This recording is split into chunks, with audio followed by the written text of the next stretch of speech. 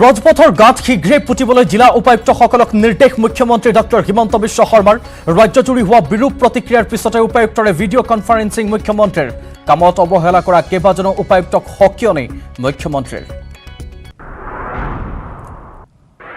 উজনিৰ চাহ বাগিচাৰ ভোটৰ অংক প্ৰদেশ কংগ্ৰেছৰ ভোগপুৰৰ নিজৰ বাসগৃহত জ্যেষ্ঠ নেতাৰে ৰুদ্ধ দুৱাৰ বৈঠক প্ৰদেশ কংগ্ৰেছৰ সভাপতি ভূপেন বৰাৰ 2024 লোকসভা নিৰ্বাচনক লৈ প্ৰস্তুত ৰণকৌশল 14 মাহৰ ভিতৰত সম্পূৰ্ণ হৈ উঠিব গুৱাহাটী উত্তৰ গুৱাহাটী সংযোগী দলং জাহাজেৰে দলঙৰ নিৰ্মাণ কাৰ্য পৰিদৰ্শন কৰি ঘোষণা মুখ্যমন্ত্ৰীৰ বিহাৰতকৈ বেলেগ পদ্ধতিৰে দলংখন নিৰ্মাণ কৰা হৈছে বুলিও দাবী তুলিলে তেখেতে